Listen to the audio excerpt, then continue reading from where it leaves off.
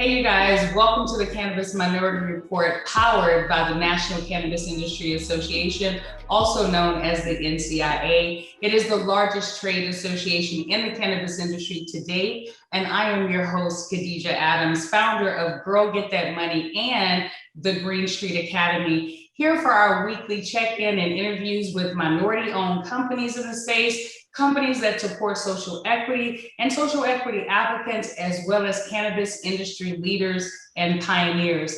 This episode of the Cannabis Minority Report is sponsored by the Green Street Academy, an online educational academy that teaches you the basics of investing in cannabis stocks. Joining me today is my co-host, Ms. Alexis of OliveYou Media, and our very special guest, Amy Margolis, founder of the initiative and attorney at Margolis Legal. But before we dive into our conversation, y'all know we gotta check out the latest news in cannabis.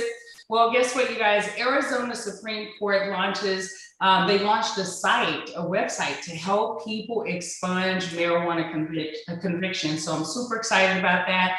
But guess what? There's no excuses now for not having to get your record expunged in the state of Arizona. So the Arizona Supreme Court on Wednesday actually announced that it has launched a very special website to help people expunge their past marijuana conviction records, also pursuant to the legalization initiative that voters approved last year. So provisions for expunging records that show the arrest, the charge, the adjudication, the conviction or sentence of certain marijuana-related offenses take effect July 12th of this year, you guys. And the court actually said that the website will help individuals determine if they qualify for expungement and will provide forms and instructions for filing. So to get started on your process of having your marijuana-related offense expunged in the state of Arizona, you're going to want to go to www.azcourts.gov/Prop 207. And then, did you know or have any questions about social equity in Arizona? Do you want to find out how to get your cannabis felony also expunged? Join the Arizona Cannabis Chamber of Commerce on Wednesday, June 16th at 5 p.m. Pacific Standard Time via Zoom, where the topic of discussion will be why expungement is critical to social equity program applicants. This is going to be hosted by the Arizona Cannabis Chamber of Commerce, and there will be a panel of attorneys and dispensary owners available to answer any questions that you may have about the social equity program and the expungement process as well. And yours truly will be moderating that panel of cannabis industry experts. We're going to have Sayoun DJ. He's the founder of Elevate 8 Cannabis Dispensary. We're also going to have Janet Jeckham. She's an attorney at Zuber Lawler. Tom Dean. He's an attorney, an Arizona cannabis attorney. And then we're going to also have Dimitri Downing from MEDA, and then Gary Smith from, I think it's called Guidant Law, if I'm not mistaken. I hope I'm pronouncing that right, you guys. Guidant. So register, if you want to register, go to azc3.org, azc3.org. And then finally, the House reintroduces a bill to decriminalize cannabis, create social equity programs. And according to Maritza Perez, she says the whole intention and vision behind this bill is to have it repair the past harms of drug prohibition. So the Drug Policy Alliance's Office of the National Affairs Director, Maritza Perez, is really backing this big time. So after voting was overwhelmingly last year to decriminalize cannabis at the federal level, congressional leaders actually reintroduced the bill this last Friday to strike marijuana from the list of controlled substance and invest in companies disproportionately affected by the so-called failed ass war on drugs, okay? So the Marijuana Opportunity Reinvestment Expenditure Act of 2021, also known as the MORE Act, would also eliminate criminal penalties, clear criminal records, and create social equity programs by that are actually focused on repairing the damage to individuals and communities impacted by decades of prohibition. So the bill was introduced by House Judiciary Committee Chairman Jerry Nader. He's a Democrat out of New York. Awesome. So TruLeaf CEO shifting cannabis industry focus on social equity. So industry giant TruLeaf has plans to open additional stores in Massachusetts and Pennsylvania this year, said the CEO, Kim Rivers. She said that social equity is TruLeaf's focus and it's a must. If approved at the upcoming annual shareholders meeting, women will make up 50% of TruLeaf's board. Awesome. So Rivers, she also commended the recently reintroduced MORE Act in the U.S. House of Representatives. Rivers highlighted provisions geared at additional funds for minority groups and women, including an emphasis on small business. Still, licensing can't be the end goal for social equity. She said, I think it's fantastic that states are offering you new licenses or have different programs, but it's all about how do we get these businesses actually launched, stable and profitable, Kim Rivers stated.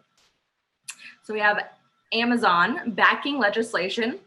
Amazon is not testing its employees for THC in an effort to support cannabis legalization. So big news. Last Tuesday, June 2nd, Amazon's consumer boss, Dave Clark, stated the company's public policy team will be actively supporting the MORE Act. The company will no longer include marijuana in its drug screening program for any positions that are not regulated by the Department of Transportation.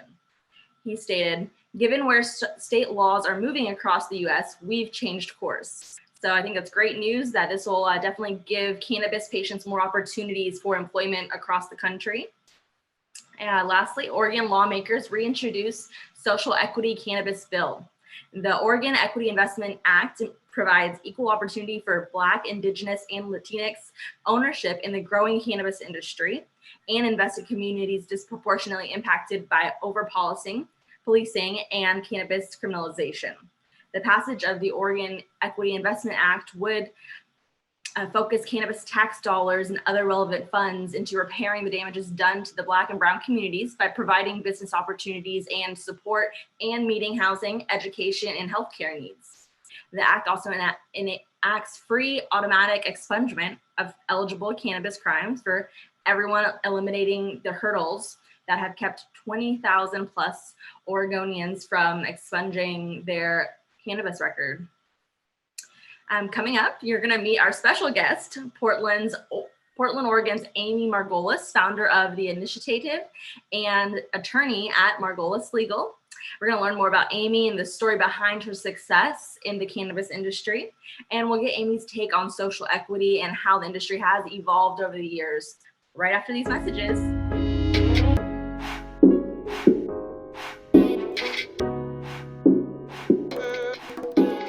I am the cannabis industry. I am the cannabis industry. I am the cannabis industry. I am the cannabis industry. I am the cannabis industry.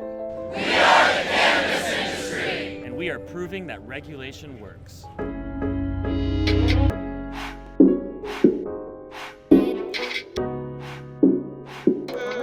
We are back with Amy Margolis, founder of the initiative and attorney at Margolis Legal.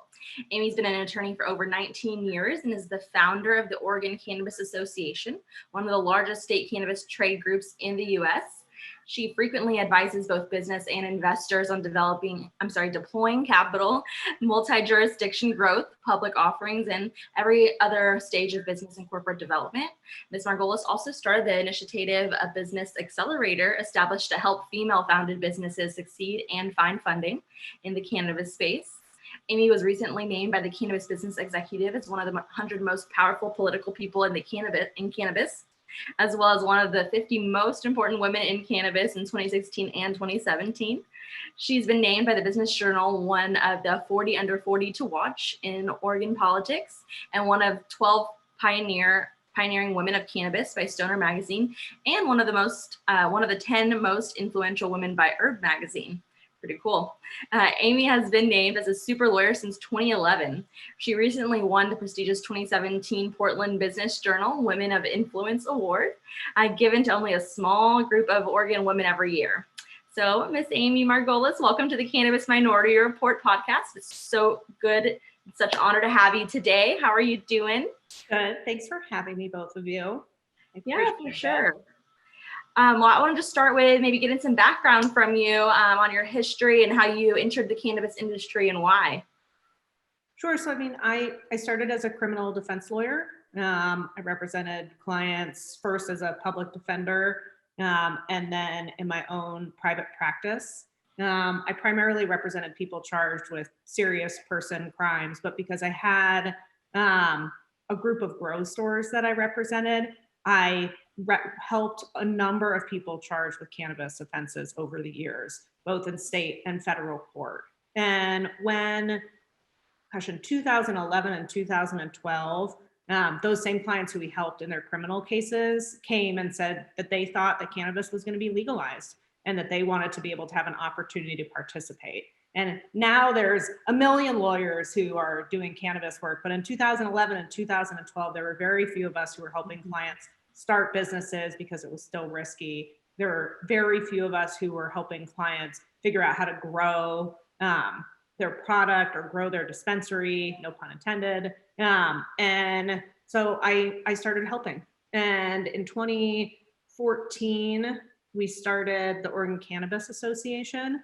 And I had previously lobbied for criminal justice issues for the Oregon criminal defense lawyers and a group called Partnership for Safety and Justice, which does sentencing reform and recidivism work. And so those two things, the cannabis legalization movement and criminal justice, have always met each other in an inflection point. And that's how I came to the cannabis space, was through my work in criminal justice. Wow, thank you. A true pioneer we have here, ladies and gentlemen. I wanted to ask you now, what does community service and social equity, such a hot word these days, what does it mean to you? Well, we started the initiative because I care about what happens to women in this space. And, for many years, especially in Oregon, which is a cultivation mecca and has been a place people have come to grow weed for a very long time, it was often like families doing that. So, you would see men and women partnered with each other. You would see groups of people, and those were not always perfectly gender balanced, but there were lots of women in the industry, even if they weren't always doing the riskiest parts of the work. And I really got to see, I think, like an evolution of what was happening to gender in this space as corporate interests began to dominate. And so, we started the initiative because we wanted to see balance. And it felt like if we did not do something to encourage women in this space to have leadership roles, to start brands, to have licenses, that we were just going to miss the moment. So, to me, community service means helping women of color succeed in this space. And social equity means providing opportunities to those who otherwise do not have opportunities to be successful, but absolutely should, whether it's because they were disproportionately impacted by the war on drugs, or because they're from a marginalized community, any of those things, or they're women who can't quite figure an entry point out. And that's what social equity is, giving opportunities to those folks who might not otherwise have it. I love that. Yeah, seriously, thank you so much, because like we were saying before, we really want to support these small businesses before they just get pushed out Yes. By these big corporations, Mhm. before you even have a chance to build it. So going back a little bit further now to your history with cannabis when you were younger, how was it viewed by your family or your community? And has it changed, I'm assuming? My parents are very liberal. So Okay. although they don't drink and they don't use cannabis, although sometimes my mom will wear a patch or use some cream, they're pretty open-minded. And, their perspective was that it was an opportunity to do something good. And they have always had the kind of concept of service was always important to them. And so they viewed this, I think, as a natural extension of what I was doing with the criminal defense and criminal justice work. But there's never been like a stigma attached in my family. They're just pretty open, liberal kind of people. And that made it easier, I think, in the early years when it was still dangerous and lawyers were still losing their bar licenses or getting in trouble, for me to be more willing to take those chances. Oh, that's awesome. Yeah, I mean, that's such a blessing to be able to grow up with parents that aren't shaming you for using plant medicine. Yeah, yes, they were great. Awesome. And yeah, they must be super proud of the justice that you're bringing. Thank you so much for that. And what would you say is your why right now for pushing social justice in the cannabis industry? What's really sparked your passion? And was it like a specific incident, or what would you say? So, the way that the initiative started was at MJ Biz. And, I, like probably all of you, have been going for a very, very long time. And I was at a party. Now it's just parties, right? I was at a party and I looked around and I noticed that of like the 50 or 60 people in the room, I was like, I'm the only woman in this room. I was like, actually, literally the only woman in the room. And I was like, this is bonkers. And the next day I held a meeting and it was for a brand merger and there were 5 or 6 brands in the room. And again, I was the only woman. At the end of the meeting, I said, next time I'd like to see some like women decision makers in this room. And their response was to like start complaining about their wives and their girlfriends.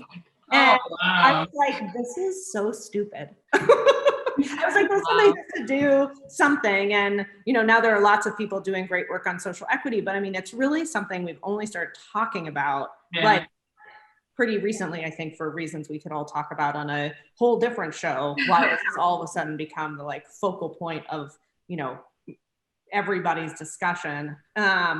So, for me, the why is like pretty simple, is that I think that like women get the raw end of the deal in like just about every industry. We don't have the same opportunities. We don't have the same luck raising money. We have some institutional hurdles that are unique to gender issues, and cannabis is so overwhelmingly white male that I just can barely tolerate it. So, for me, it's that, even if we help 1 or 2 companies, my call after this is helping a company do their second raise that went through the initiative. Like, even if you have 1 or 2 big successes, that's a big deal in an industry that really is starting to have only 5, 6, 10 big players. So my why is helping to support women because I just like cannot do anything else.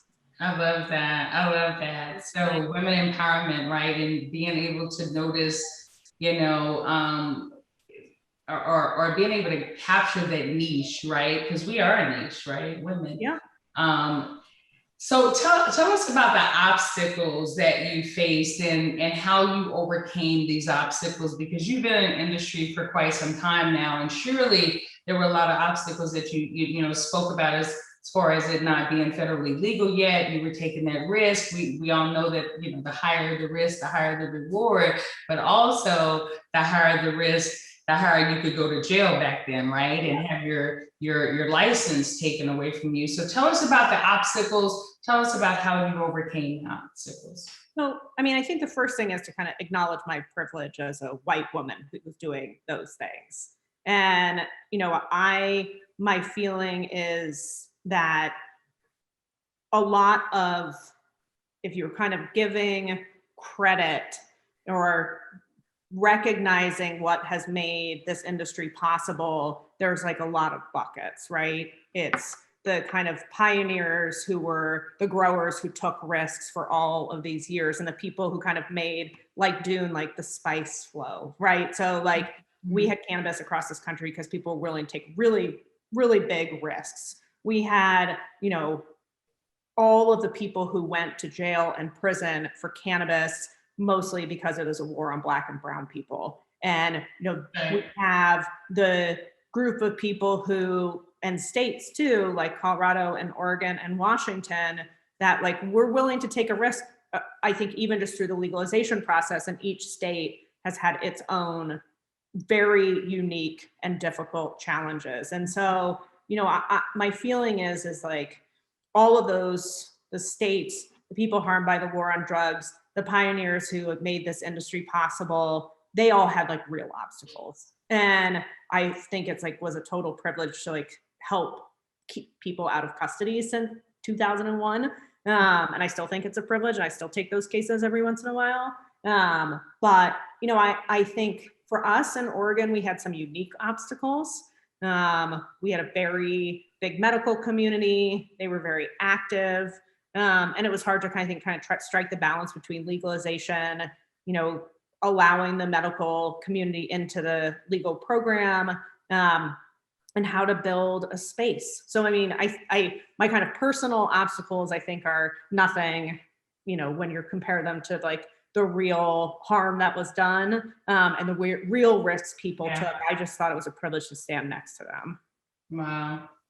Yeah, you're absolutely right, man. I mean, there was a lot, when I started doing my research about this industry, the things that I uncovered about the social injustice and, the purposeful targeting of Black and brown people, it just ignited something in me. So I get that 100%. So tell us, how important is education on cannabis and legal regulations to women who are actually seeking to enter the industry? And what do you recommend that they do first before taking the leap into the industry? That's a great question. I think for anything, it's doing your research. And, it's, even if it's just getting online, I mean, you have to, everyone on this call, I think, knows, like, it starts with an idea. So I think if you want to work in the industry, there's amazing job opportunities, and there's a lot of companies that are, prioritizing giving jobs to women, people of color. And I think that there's a lot of ways to enter into the space and get some like hands-on experience. There's a lot of social equity groups doing some great training programs. And I think that's, if you kind of don't know what you want to do yet, going in and trying it. Like, the nice thing about cannabis industry is it mostly pays a living wage, get health benefits. Like, companies, I think, are really trying at least to rise to the occasion, not always successfully. I think if you're a woman, female entrepreneur, or a female identifying entrepreneur, I think that the best approach is to find other women who are willing to be mentors and advisors. And I know there's a thin line between picking somebody's brain, and I know all three of us on this call have definitely had our brains picked. But I know that also that having somebody who can be an advisor or a mentor or supporter, who has had experience growing a brand or a company or building in this industry, is really helpful. And it really is the only way. We throw retreats, although we haven't done one since right before the pandemic. We will do another one. And we have hundreds of women come, and that was like a great place to meet people to do business with, to learn how to start your business, to build relationships. This industry is symbiotic. So, my advice is find a mentor, do your research. If you don't know what you want to do, maybe take some time to get a job or some hands-on training to make sure it's a space you want to be in. It is not easy. It is heavily regulated. So I think that's my best advice at this point. And my sort of final thought is that even though it feels, I think, to those of us in the industry that there are already winners, my belief is that it is still wide open for success stories. Absolutely. I agree with that 100%. It's enough room out there for all of us, right? And women are, in my opinion, we're now starting to pick it up a little bit in the cannabis space. I mean, we have some incredible women. Look at you. Look at all that you've accomplished in this industry and what you're looking to accomplish. And the fact that you put service first, that's what's really important, because everything else will come after that. So, hey, tell our viewers, Amy, if you're going to be attending any speaking engagements, conferences, events, and anything that they should be aware of, because we'd really like to support you. I have not decided how to approach conferences again. And, NCIA does some great obviously you guys do great events. Yeah. You know, MJ Biz is big and unwieldy and kind of hard to navigate, but always such a great networking opportunity. I'll be honest, I've not decided how to approach those yet as we emerge out of the pandemic. We are excited to eventually throw another Females to the Front. And hopefully we'll start working on that soon, now that it seems like we're actually gonna be able to really meaningfully gather again. So stay tuned. I have not decided yet. Okay. Well, you know what? Living in this climate, I understand. I really do, because we're still in the pandemic, even though, you know, people are receiving these vaccines and all that, we're still in the pandemic. And, you know, it's a natural thing to want to, you know, figure out how you navigate your way through that. Do you do virtual? Do you actually do in person? You know, et cetera, et cetera. So how can our viewers actually contact you directly? Where can they find you online? So the website is intheinitiative.com. And you can sign up for the newsletter. You can reach out at info@intheinitiative.com or amy@intheinitiative.com. It's sort of a tricky email. It's got lots of I's in there. But you know, we're really going to start kicking back in here soon. And one of the things I'm most proud of is the social equity report that we finished. We think it's fantastic. The appendix is great. And I would urge people who are interested in a kind of agnostic view of what's happening in social equity to go to the website and click through to the white paper and through to the appendix. It's a pretty great work. And to me, sort of the greatest impartial window into what's happening in social equity that we've had so far. Absolutely. And I think it's amazing the way that the companies are listed, the states and everything, and the different social equity programs that are taking place. Well, Amy, we want to thank you so much for being with us on the show today, and really look forward to when your next events and conferences take place. I know that I am going to subscribe so that I can get the latest information. And I did actually friend you or sent you a request on LinkedIn. So be sure to click that. And you guys, we will be back right after these messages.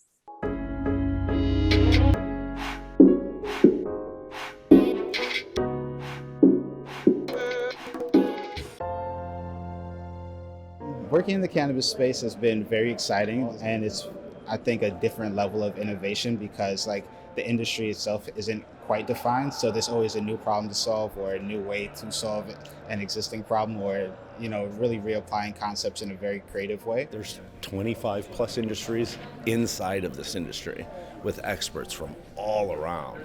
And, you know, for me, you know, there's no other more emerging industry, you know, than cannabis. It's a startup industry, entirely made up of startup companies with 2,000 years of user product experience. I mean, there's so many great things on our horizon, just expansion of new markets and new technology, even outside of the US. Just to know that legal recreational use came online in 2014. So that's not that far back. And so to think that we're here now is pretty exciting and pretty amazing. I'm looking forward to the future. I'm just really surprised at where we are now, having kind of grown up with the plant in the 70s and early 80s, and seeing what the general kind of social attitude was and where we are now. I'm happy.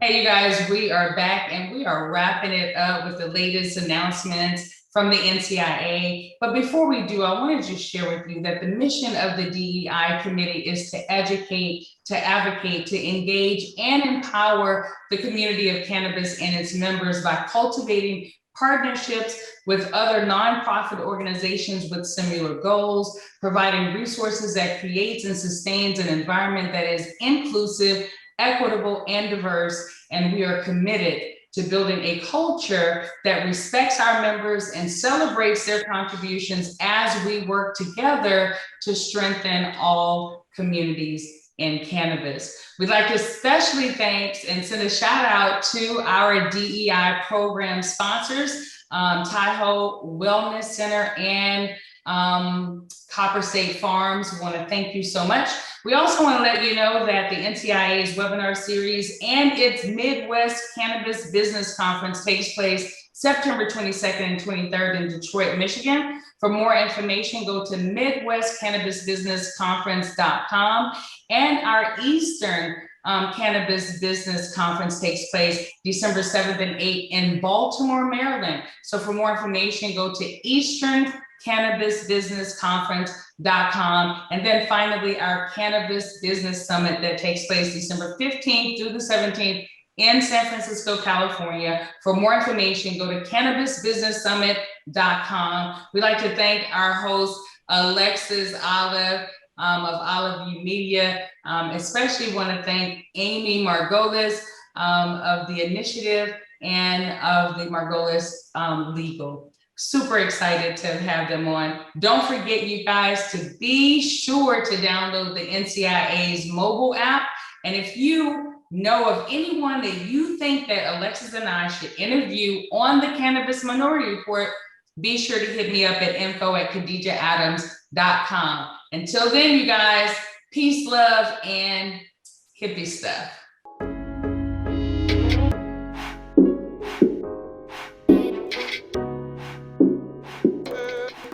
NCIA's Cannabis Minority Report is a product of the National Cannabis Industry Association and NCIA's Diversity, Equity, and Inclusion Committee.